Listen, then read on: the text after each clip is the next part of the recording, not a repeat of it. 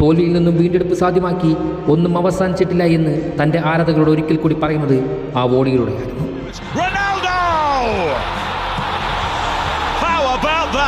ഭീഷ്മപർവം എന്ന സിനിമയിൽ നായകനായ മമ്മൂട്ടി പറയുന്ന ഒരു ഡയലോഗുണ്ട്, അതിൽ ഞാൻ മരിക്കണമെങ്കിൽ ഞാൻ തന്നെ തീരുമാനിക്കേണ്ടേ എന്ന്.